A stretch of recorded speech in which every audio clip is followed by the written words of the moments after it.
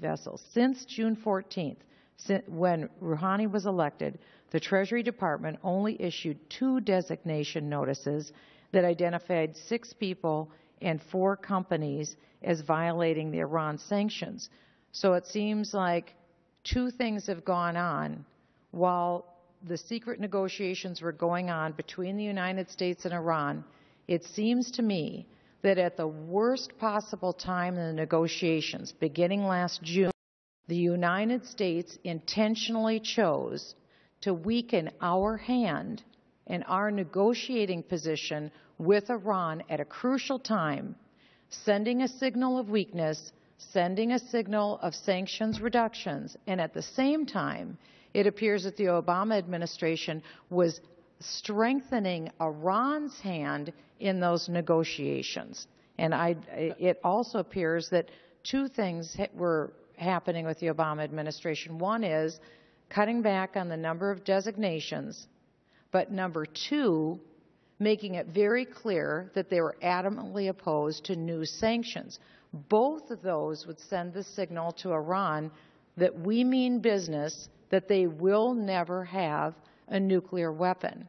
And it seems that the exact wrong tact was taken from the Treasury Department, and it seems that it is Treasury, more than any other agency, that sent the signal to Iran that they're going to prevail in the negotiations rather than the United States. I disagree with that characterization almost completely. I think that this administration has pushed on an international basis for the toughest sanctions in history, which is the only reason that Iran is looking to make concessions, and the only reason there's any chance that there will be a peaceful resolution of this.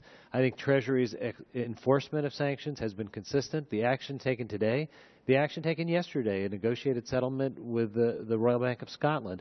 These are matters that take months to develop. And we are working every day, and I have said to hundreds of CEOs, make no mistake about it, enforcement will continue. We are not taking our eye off of the ball at all, and we will not.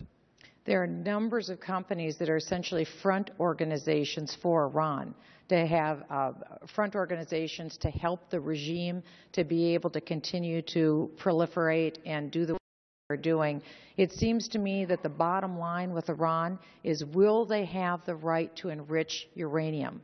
It doesn't seem to me that when we are pulling back on the number of designations from June essentially to this week, that we've sent a signal of strength. It appears that we have sent a signal that America is weak, America is in decline. America is pulling back militarily, and we are weakening ourselves economically. If you look at Iran's economy, they are feeling the pain of these sanctions every day. They're feeling the 5% decline in GDP, the 40% inflation, the devaluation of the rial.